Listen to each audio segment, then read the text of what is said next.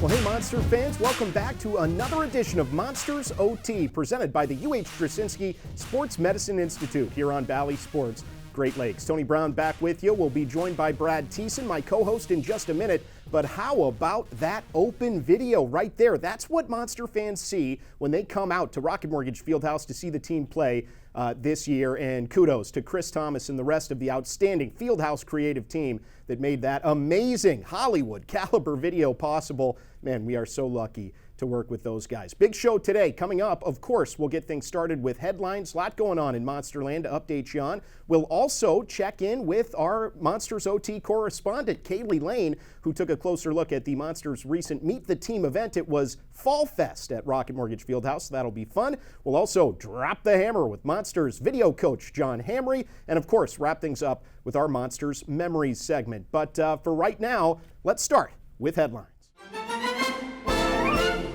Okay, as we welcome in Brad Thiessen here, headlines, well, there's plenty to talk about with the Monsters, and the first guy that comes to mind is Trey Fix-Wolanski. He has been absolutely on fire here lately, Thiessen. He is your newly crowned Howie's Hockey Tape AHL Player of the Week. 10 points in 3 games, not too shabby on the Monsters Canadian road trip. It really is, and it's so much fun to watch Trey right now. He's filled with confidence. Everything he does seems to be touching, the back of the net. I've been around guys that have gotten 4 points in a game before and it kind of drops off, but to put 3 games together like he has, I don't think I've seen anything like that. Yeah, so at the time of this taping, it's a 4-game point streak for Fixie with 14 points over that span. He is second in the AHL in goals with 10, in points with 22, and he earned himself his first NHL recall of the season and played in the Blue Jackets' big win over the Florida Panthers at Nationwide Arena. But boy, a guy who's been in this league a little bit now, Thiessen, he has taken a big step. Yeah, he really has, and I think it started in training camp for him this year. You could see the confidence level with him. Like you said, he's been around for a few years now. He has an idea of, what it takes to succeed in this level, especially for a guy like him, a little smaller guy. He's a bowling ball of energy out there, and using that strength that he has and his great shot. That's something that's really been overpowering for some goalies so far this year. Monsters capped off a 3-game Canadian road trip in Laval. That's just outside Montreal on Saturday the 19th. And prior to the game that morning, fresh off a 5-point performance from Fix-Wolanski, we spoke to Trent Vogelhuber, Monsters head coach, who weighed in on just what's been the difference for Trey as of late. Yeah, we've talked about it before. It's taking advantage of opportunity. And Fixie's a guy who's always had the skill and the ability to score. And he's gaining maturity. He's been a pro now for 3 full years. So he's understanding now that his offense is directly connected to the details of his game. And I've mentioned it before, but If you go back through the video of that game, he's first back, stopping in front of in front of our net, helping down low as the low forward, even though he's not the center, and breaking pucks out. And when guys play that way, with that ability, the points are directly connected to it. So happy for him to get rewarded. Well, we could talk about Trey Fix-Wolansky all day, but we would run out of show pretty quick. So let's keep things moving along here on headlines and talk about the game on the, 18th of November. It was a Friday night in Laval, a record-setting performance in almost every sense for the Monsters, a 7-3 win. But it was crazy. I'm going to run down some of the all-time franchise records here, Tease. Tied a franchise record for power play goals in a game, went 5 for 6. That's okay, I guess. For goals in a period, they scored 5 in the third. Tied single-game franchise records did Fix-Wolansky and Samuel Konozko with 5 points each, and Konozko, the rookie, with 5 assists. That's a Monsters single-game record. That was a crazy game to watch, and boy, the production is off the charts this year. It really has been. It's been fun to watch, and like you said, that game, it was 2-1 going into the third period, and all of a sudden the fireworks started in the power play. Coach Mark Letestu does a great job with the power play, especially with the call-ups situations where guys maybe getting an elevated opportunity like Sammy Konozko and taking advantage of that. It's been a real treat to watch. Believe it or not, the Monsters once before did go 5 for 6 on the power play back on November the 8th of 2009, an 8-6 home loss to Grand Rapids, but 5 for 6, I can honestly say I've never seen that before. No, and I don't know if you'll see it again, but it's it was fun to watch that. Absolutely. So the Monsters with that win, and then of course a shootout loss the next day in Laval, have an active 6-game point streak heading into a little home-and-home series with Toronto this weekend. But we talked to Trent Vogelhuber after that record-setting performance about his team's power play, and he gave credit to the players. They're executing. Yeah, I mean, it's been great, and it's been we've been moving people around, obviously, with the fluidity of our lineup, and some key players going up to Columbus and then being out. So other guys are stepping up, and the power play's just been cruising along. So it's a combination of having good players and their instincts. I mean, that's the main thing, right? It's good players on the ice making good plays and trusting each other. Letestu does a great job setting them up for success with some kind of fundamental structure that they can play within and then make their plays. And yeah, it's just confidence. It's a confident group right now that's knows they can make plays, and it's an attack mentality, so good for them. Early in the year, but it's not super early in the year, so it's quite an accomplishment, in my opinion, that the Monsters are leading the league on the power play, both overall and on the road. Let's keep things rolling on headlines here and wrap things up. We'd be remiss, Tease, if we didn't talk about all the Monsters that are called up to the NHL's Columbus Blue Jackets right now.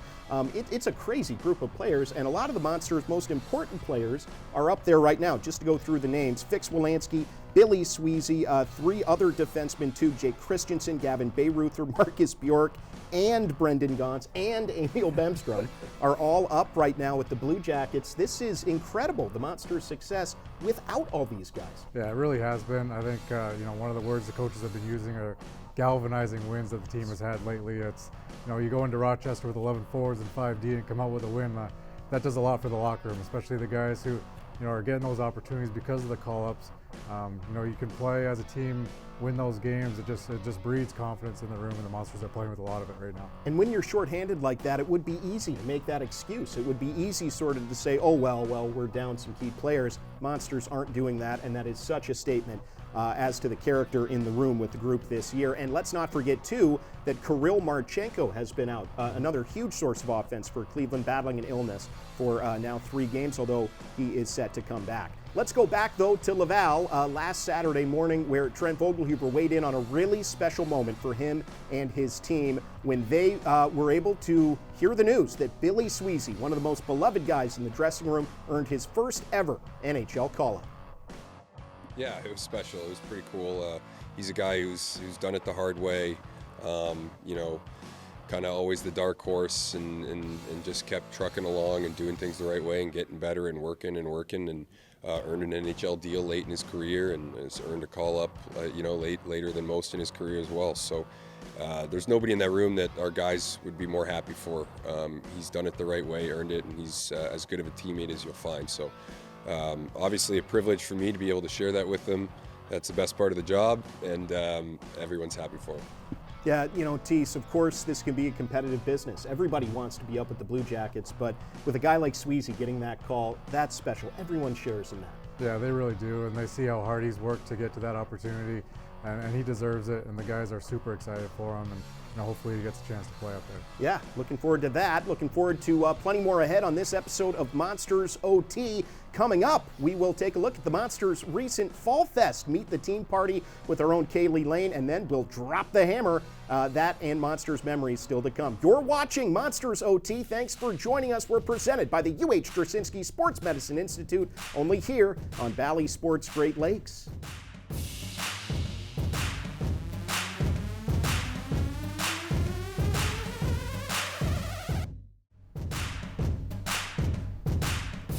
Welcome back to Monsters OT. Want to remind you guys, Monsters OT is presented in part by our friends at Labatt Blue. Tony Brown back with you. We'll have more from Brad Thiessen in just a minute. But right now, it's time to take a look at a really cool event that the Monsters have not been able to host due to COVID-19 in recent years. It is, of course, the best way for Monsters Hockey Club members to meet the team. And this year, the event at Rocket Mortgage Fieldhouse in early November, dubbed Fall Fest, our own Kailey Lane takes a closer look. Hey everybody, it's Kailey Lane here at Rocket Mortgage Fieldhouse for the first Meet the Team event in 3 years. Today we're at Fall Fest with a ton of fun activities and everything for Monsters HC members. Let's take a look.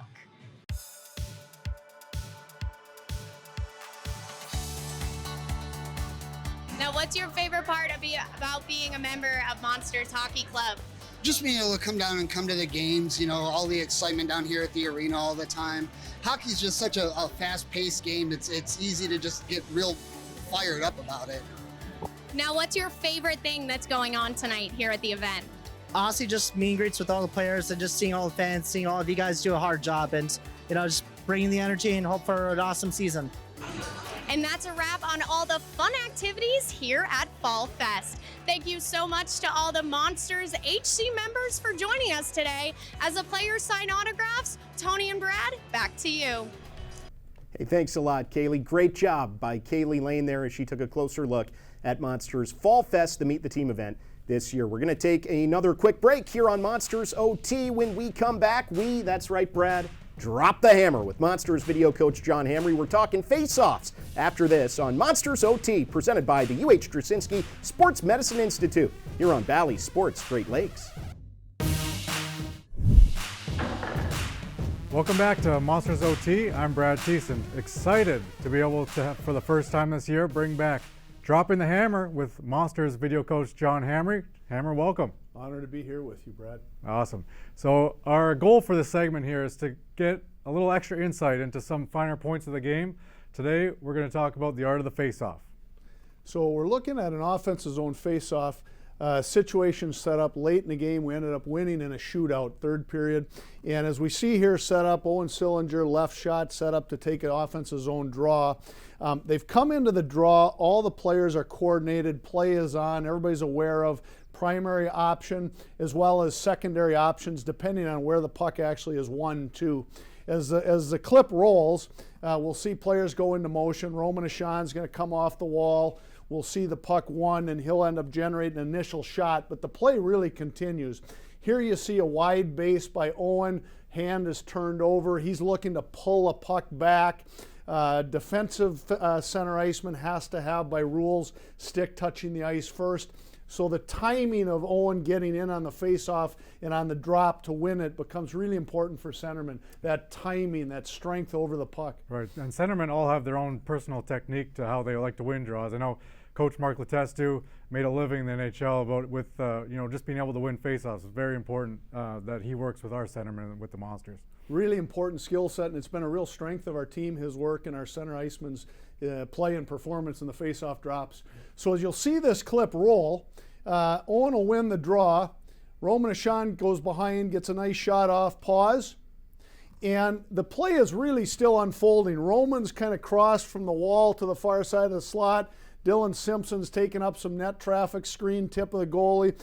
We've got Owen Sillinger retrieving the puck on the wall, puck to Billy Sweezy, pass on the point. And one thing about face-off plays, you're trying to set up a window of open time and space on the ice where you can get a shot through and maybe a shot or a tip or a deflection.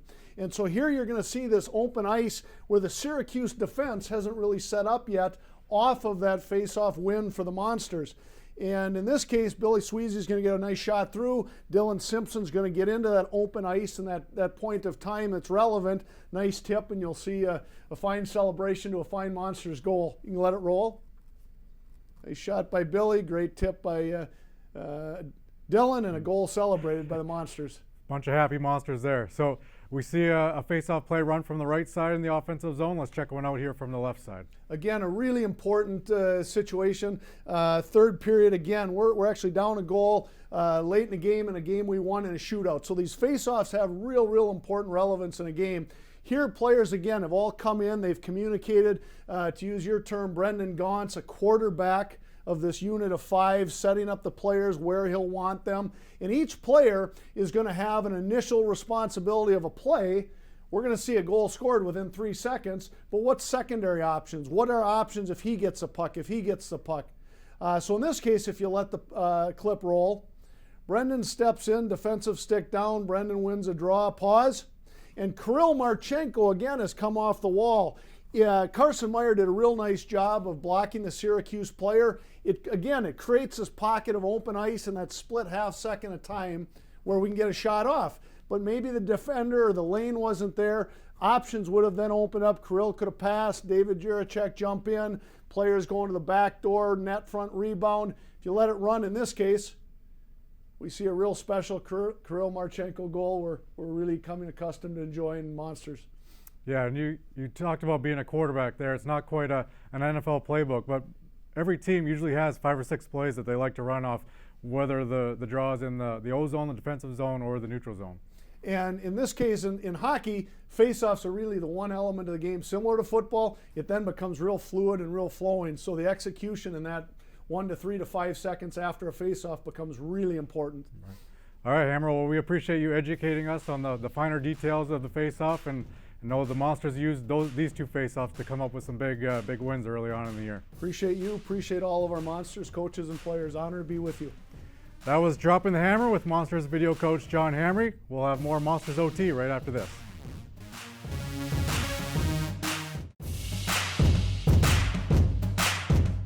We gave the Monsters these mid-century minor league logos to identify. Let's see if they know who are these fellas. That's a team. The New York Millionaires? The Las Vegas Ice Cowboys. The Washington Congressman. Is that the Cleveland Barons logo? Is it?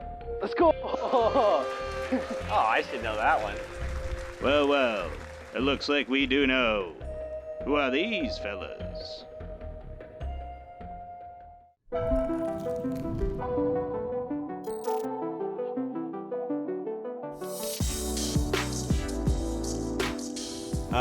Personally, I just, like in the summers, I just try and add as much strength as I can and work on my skating a lot, because I just think that's kind of where the game's gone. It's gotten so fast. And I added some weight, added some strength. I think I added some speed, and I worked on my shot quite a bit. So for me, I'll just work on a lot of skills and adding strength, and then, like I said, just try and get a little bit better at skating each summer.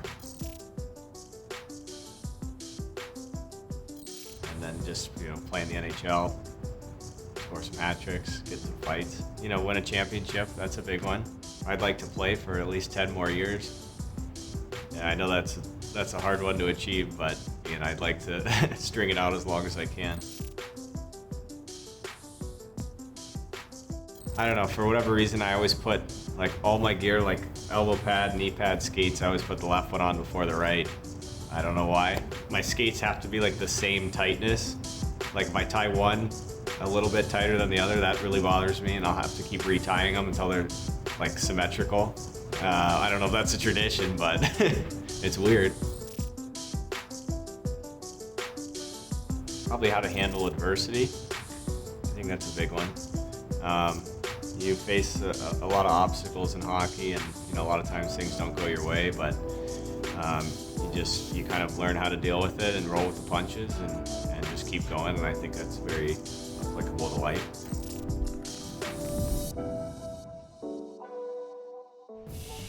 Welcome back, everyone, to more Monsters OT here on Valley Sports Great Lakes. We're presented, as always, by the UH Drasinski Sports Medicine Institute. With Brad Thiessen, I'm Tony Brown. Time now for our Monsters Memories segment, and plenty of memories with one big upcoming promotion for the Monsters. Thiess, it used to be called the Purple Game. Now it's called Hockey Fights Cancer Night, coming up on Friday, November the 25th, here at the Field House at 7 o'clock against the first place Toronto Marlies, and always a game with lots of memories. And this year, purple Hockey Strong rally towels to the first 5,000 fans. And this Hockey Strong logo, that is a reminder of a past Purple Game and a special guy in Ryan Cookta. Yeah, obviously cancer's, touched so many people, and especially in the Cleveland hockey community with Ryan Cookta, and what a great story he's been in fighting cancer, and be able to celebrate that. It'll be a fun night. Yeah, specialty jerseys are a staple of this game. There will be new specialty jerseys. Those, of course, will be auctioned off to benefit the American Cancer Society and the Monsters Community Foundation. So excited for that game. Also excited to see the first place Marlies, a tough team, off to a great start this year. So wear your purple if you're going to make it out to the game. Again, that's Friday, November the 25th at 7 against the Toronto Marlies. Hockey Fights Cancer Night, benefiting the American Cancer Society. Will be hockey strong all night with these awesome rally towels. Well, that's it for today's show. Lots of thank yous to hand out. First, of course, to Leo Simone, Jeremy Hawks, and the rest of our fabulous crew who do amazing work to make this show happen every single time. Big thank you to John Hamry for joining us. Thanks to, of course, UH Drasinski Sports Medicine Institute and my co-host, Brad Thiessen. Till next time, I'm Tony Brown. Thanks for watching. This has been Monsters OT on Valley Sports Great Lakes. So long, everybody.